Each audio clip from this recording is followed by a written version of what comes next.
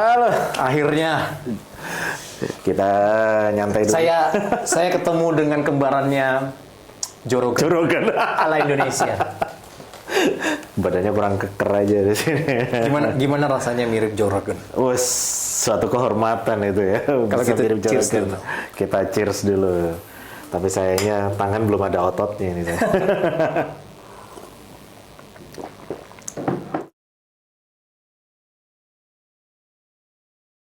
Makasih banget loh. Wes, sama-sama. Makasih sekali sudah berkenan untuk Ya. ngobrol-ngobrol ala Joe Rogan Indonesia. Indonesia. Berarti saya harusnya jadi hostnya ya kalau gitu, Joe Rogan. Bedanya kalau Joe Rogan kan dia ngomong apa aja. Iya. Kita ngomong khusus tentang buku. Siap. Dan Nah. Joe Rogan ala Indonesia ini ternyata penulis buku. Bukunya bukan sembarang buku.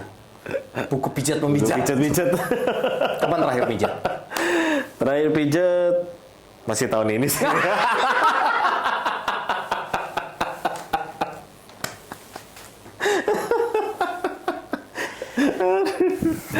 Ada ini nggak? Ada request style ala tertentu atau gaya tertentu dalam pijat-pijat?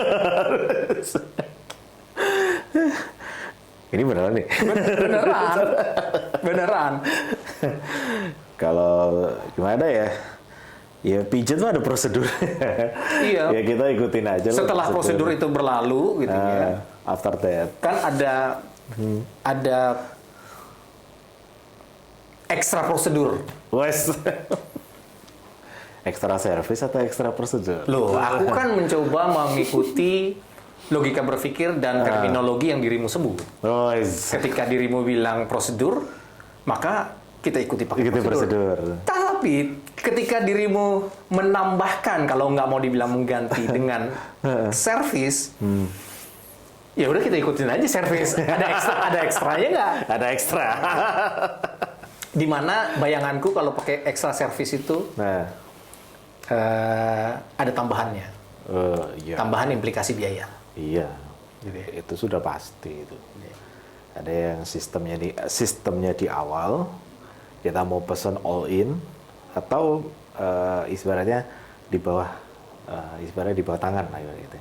Atau di bawah meja gitu. Jadi negosiasi antara si pelanggan dengan si pemijatnya. Nah, kalau rata-rata panggilan itu mereka nggak mau dengan sistem di awal itu nggak mau mereka. Oke, yang penting di awal misalkan per jam anggap aja 300, anggap aja ya. Misalkan 300 apa? 300 dolar? 300 $30 kali. 300 ribu rupiah? 300 ribu rupiah di awal, tapi untuk itu biaya pemijatan biasa si terapisnya? Setara durasi 90 menit lah. 90 menit ya, kayak udah nonton bioskop ya. Durasi 90 menit gitu. 300 ribu taken. Nah itu aja pijat saja. Itu ibaratnya itu ya itu massage sesuai dengan yang ada di data list atau di dalam menu atau katalog lah, nggak baca kayak gitu. Tapi begitu ada perjanjian di bawah tangan, di bawah meja, nah itu hanya bisa dilakukan ketika berada di room itu oleh si pelanggan. Itu kalau panggilan semua rata-rata pasti kayak gitu.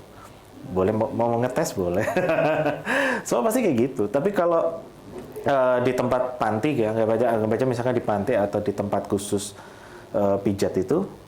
Nah itu ada macam-macam. Ada yang dia menyediakan paket di awal, tapi ada juga yang dia bernegosiasi di dalam.